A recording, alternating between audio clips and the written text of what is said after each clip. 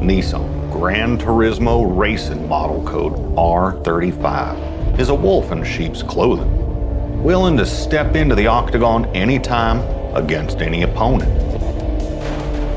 You would think that Italian and German supercars would scoff at the challenge and turn their nose up in contempt, but you'd be dead wrong. This upstart, this Nissan, with an actual back seat may cost a fraction of the price to produce compared to the European royalty of Ferrari, Lamborghini, and Porsche, but it's an all-out raging beast, planting a solid 600 horsepower to all four wheels and setting a volume production car record at the Nürburgring with a track time of just 7 minutes, 8.679 seconds.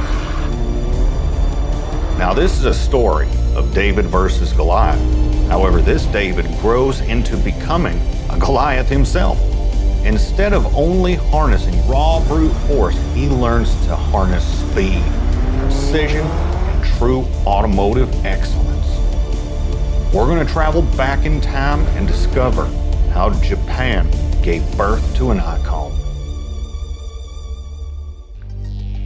The very first GT-R was unveiled in 1968 as a result of Japanese automakers getting more upset and frustrated than a hound dog trying to pass a peach pit that foreign companies were dominating Japanese racing.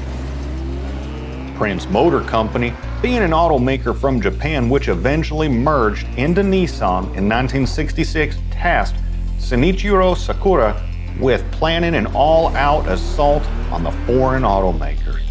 What he came up with was this gorgeous piece of art. Its nickname, Hakosuka, comprises the Japanese terms for Skyline and Boss. It took the Japanese touring car racing circuit by storm, racking up 52 wins from 1969 to 1972. While it may look like a smaller version of American muscle car, and it really does, Nissan claims that the inspiration came from a Prince R380. Minimal creature comforts and a large engine for the time. This first-gen GTR ditched leaf springs in favor of a semi-trailing arm suspension, had a double overhead cam inline 6-cylinder engine which was able to provide 160 horsepower. That was powerful for the day and 10 horsepower more than the Nissan 240Z that was exported to American soil. The Hakosuka cemented its place in history, brought tremendous honor to the Nissan development team, and placed a racing crown upon the head of Shinichiro Sakura. 1973 saw the arrival of a new GTR nicknamed the Kenmeri, and that's thanks to commercials with the owners Ken and Mary being in it. This new GTR looked just like a Dodge Challenger that Ant-Man shrunk down just a little bit, about 3/4 the size to be precise. Doing so left the market breathless. Behold unto you a muscle car / sports car of legend that will actually fit down your streets. Sadly, 1973 was also the doomsday year for all car enthusiasts as the gas crisis rocked the globe and the onslaught killed production of virtually all cars with performance, and it would be the last GTR for 16 years. Sure, if you were lucky enough to be above middle class, you still had options such as Ferrari, Lamborghini, and Porsche. For all the rest of us across the globe, we were left holding our pickle in our hands. The Skyline RS Turbo, while not technically a GTR, it does play a pivotal role in relaunching the GTR. Let me explain. 1976, the FIA changed the rules for their Group 5 category of racing, encouraging manufacturers to build as bonkers of a ride as they could out of everyday commuter cars. Think about this. 500 horsepower out of your mama's grocery getter. I'd have paid good money to watch my mama drive her 1980 Datsun 210 with that much power. It would have been a hoot. The only rules for the manufacturers was this. They had to use 3 original components from the car: the roof, hood, and doors. Other than that, you could do whatever you wanted. That's a heck of a lot explaining, just to let you know that all this means that Nissan said, hey y'all, we gotta bring some performance back to the everyday man. And so they did. This 4-cylinder had a turbo which did give it some oomph. I mean, oomph for the time. This car flies well below the radar of traditional cool, but it delivers. In 1986, Naganori Ito, the successor to Sakura, took the helm of performance at Nissan and began work on a project codenamed 901. I'm going to foreshadow you a bit and let you know that I give this car a 9.01 out of 10 on the awesome list. The R31 Skyline Nissan is what they were crafting. You see, Nissan was beginning to have delusions of grandeur and wanted to take on the big dogs of racing in the automotive performance world. Step one was to become Japan's premier manufacturer of performance cars. The only thing standing in their way was themselves, because other than the Skyline RS Turbo, no further progress was made. And Ito set his sights on greatness and set about to crafting a killer. The Skyline was the first to receive the famous red-top RB20 engine. The R31 just couldn't get the commanding grasp it wanted on Group A racing. And Ito, he was embarrassed as his first car didn't propel the project with the force he had desired. As the R31 had failed to revive Nissan's reputation, and Ito had blamed himself for the lackluster performance of the R31, he vowed to never fall behind again. This time, he looked outside of Japan for inspiration. He looked to Germany and Porsche's 959. The 959 was astonishing for so many things. All-wheel drive, active suspension, and it had a twin turbocharged engine. The R32 aka Godzilla is by far my favorite GTR. We all have our preferences. I want to know what yours is. Let me know down below. If Nissan normally listened to the music at level 3, they cranked this to 10 and added more speakers and amplifiers to it. This car, it's just divine and worthy of a monument on all 7 continents. This was the first true GTR since 1973.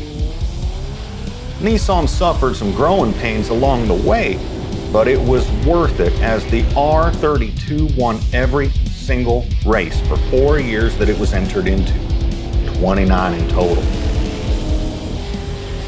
All-wheel drive and the infamous RB26DE TT inline 6 with twin turbos blasting out 276 horsepower.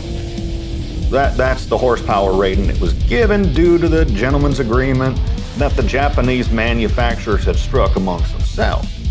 The real figure was closer to 310 horsepower. It even has active rear-wheel steering, so that, plus the all-wheel drive, helps the car blast out of corners with massive G-forces. I've always been into muscle cars, so for this little inline 6-cylinder twin turbo to not just catch my attention, but yank at my heartstrings like King Kong is saying something. Naganori Ito decided it was time to name a successor, and he did with Kozo Watanabe, an engineer. Putting an engineer in charge of performance. I bet you see where this is heading, don't you?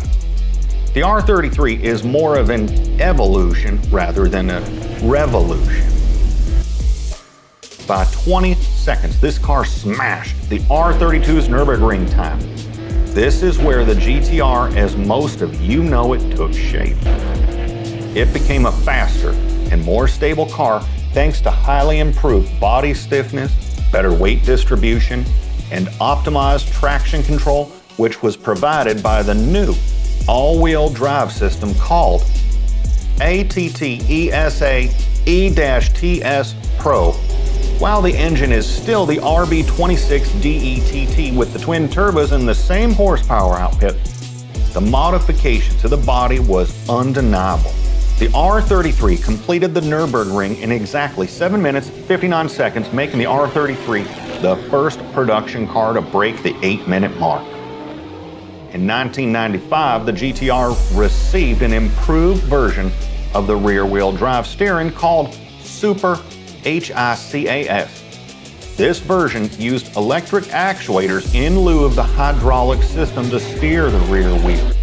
The R33 was the evolution to the R32, but what came next was a total revolution. In 1999, Nissan released the R34, the car that Brian O'Connor drove in Too Fast, Too Furious. This is the car that is responsible for so many of you getting into cars. Everybody loved this car. I mean everybody. Even my daddy, who only drinks PBR, praises America, and only drives cars from America, stopped when he first saw this and said, "Daggum." You could show your cousin who knows nothing about a car a photo of the R34, and they would instantly recognize it. I simply cannot understate the importance this car had on my life, your life, and every other car enthusiast worldwide. Even as I write this, I feel emotional because it just reinvigorates me and gets me wanting for more in life. For 1/3 the price of a supercar, the R34 went right up alongside them and bullied them out of the way. There are few cars that have this distinction. I would say this R34 ranks right up alongside the second-gen GTS Viper. Cost-effective and both supercars in their own right. Nissan executives, fearing that their brand may disappear completely due to slumping sales, chose to install new CEO Carlos Ghosn in 1999. His plan to save the company was simple: lay off a boatload of people and create a car that could smash the Porsche 911 at a fraction of the price. The motto, "a supercar for anyone, anywhere, anytime," was coined, and the R35 team leapt into action. Could they actually trump the already incredible R34? In 2007, Ghosn and his team debuted to the public for all to see this magnificent stallion, the R35. Something so spectacular that it is still in production today, 16 years later. When asked why the R35 has not been replaced by an R36, the answer was, why? We do know this. The Japanese website Best Car Web has leaked insider information stating, quote, "The next GTR, likely known as the R36, will debut in 2028. Rather than a turbocharged 6-cylinder engine, it will be powered by an electric powertrain and solid-state battery. That is a big deal. Electric cars accelerate as fast as the speed of light. However, their Achilles heel is that the batteries need to cool back down in order to do another run. And that takes a while. How will an electric drivetrain powered GTR be able to continue as a track weapon? Only time will tell." The R33 is my favorite. And by the way, Nissan, I'm willing to give the R35 a chance. If you want to send one to a feller, I'd give you an honest review. I would probably drive it from the tip of North America down to the tip of South America, just touching the tips, that's it. I'd put at least 1,000,000 miles on in 1 year. That's my commitment to you. But which one was your favorite? You better let me know down below, and I'm willing to fight you again if you say that any of them is better than the R33. Daggone.